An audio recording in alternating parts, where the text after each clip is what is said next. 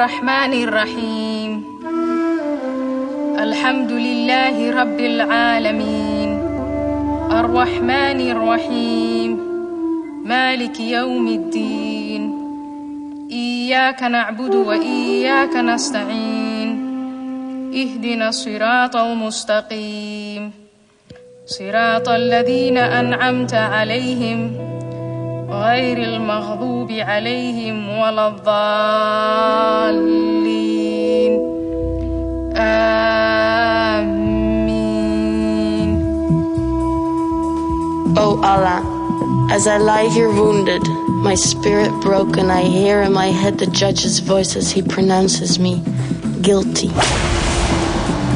The sentence I have to serve is in your words. The woman and the man guilty of adultery or fornication, flog each of them with 100 stripes.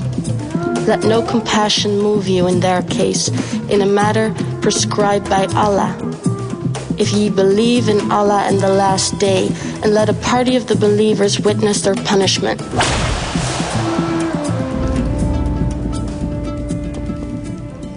Two years ago, on a sunny day, while at the souk, my eyes were caught by those of Rahman, the most handsome man I have ever met.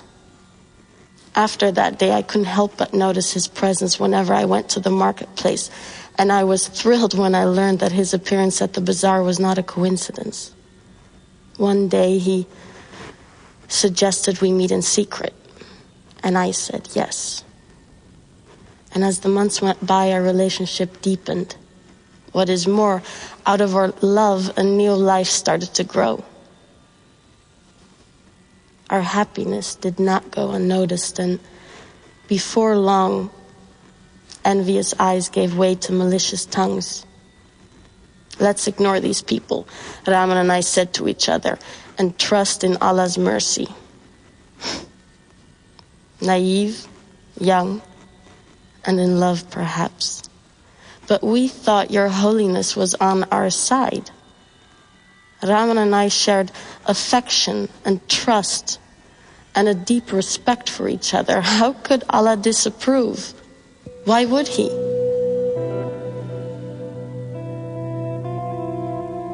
When I was 16, my father broke the news to me in the kitchen. You are going to marry Aziz, he said. He's from a virtuous family and will take good care of you. My wedding day was more of a celebration of my family than of mine. Once in my marital home, my husband approached me. Ever since, I recoil from his touch. I am repulsed by his smell, even if he has just had a bath. Yet, O Allah, I obey his command sanctioned by your words. And I let him take me because each time I push him away, he quotes you. They ask thee concerning women's courses. Say, they are a hurt and a pollution. So keep away from women in their courses and do not approach them until they are clean. But when they have purified themselves, ye may approach them in any manner, time, or place ordained for you by Allah. For Allah loves those who turn to him constantly, and he loves those who keep themselves pure and clean.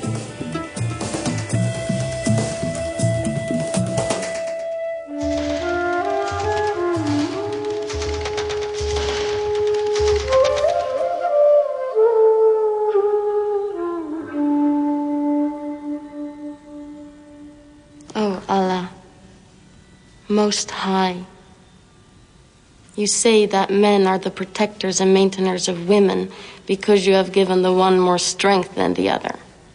I feel at least once a week the strength of my husband's fist on my face.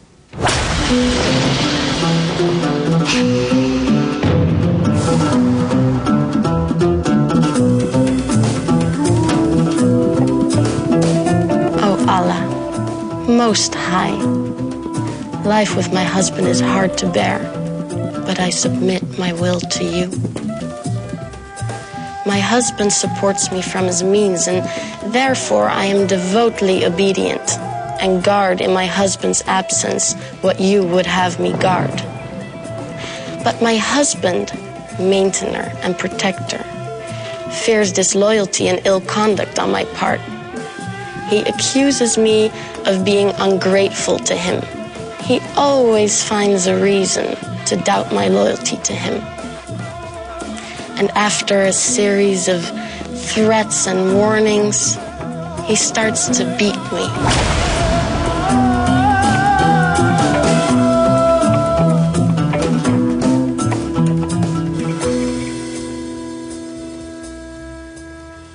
O Allah, most gracious, most merciful, just as you demand of the believing woman, I lower my gaze and guard my modesty.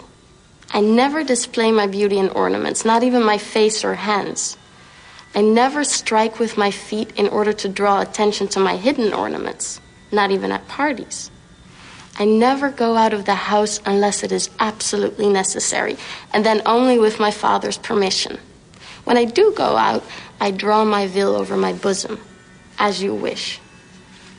Once in a while, I sin. I fantasize about feeling the wind through my hair or the sun on my skin, perhaps on the beach. And I daydream about an extended journey through the world, imagining all the places and peoples out there. Of course, I shall never see these places or meet many people because it is so important for me to guard my modesty in order to please you, O Allah. So, I cheerfully do as you say and cover my body from head to toe, except while I'm in the house with family members only. Generally, I'm really happy with my life. However, things have changed since my father's brother Hakim is staying with us. He waits till I'm at home alone and comes to my room and he orders me to do things to him, to touch him in places most intimate. So since he's with us, I took to the habit of wearing the veil inside in order to deter him. That doesn't stop him, though. Twice now, he unveiled me, ripped my inner garments, and raped me. And when I told my mother, she said she would take it up with my father, but my father ordered her and me not to question his brother's honor. I experience pain each time my uncle comes to see me. I feel caged like an animal waiting for slaughter, and I'm filled with guilt and shame, and I feel abandoned, yet surrounded by family and friends. Oh, Allah. Hakim is gone now that he knows that I'm pregnant.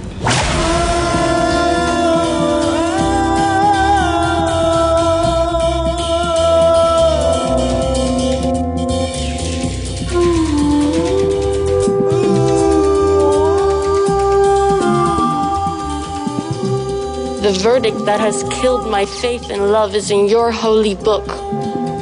Faith in you, submission to you, feels like self-betrayal. Oh Allah, giver and taker of life, you admonish all who believe to turn towards you in order to attain bliss. I have done nothing my whole life but turn to you. And now that I pray for salvation under my veil, you remain silent, like the grave I long for.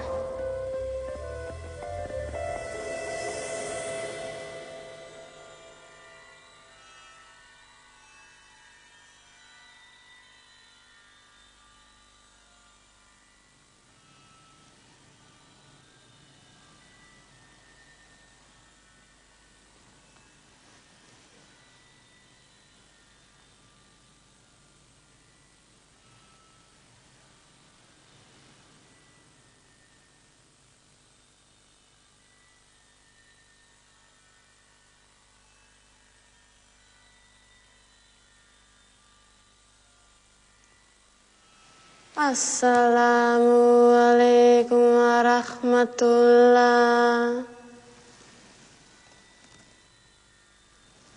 Assalamualaikum warahmatullah.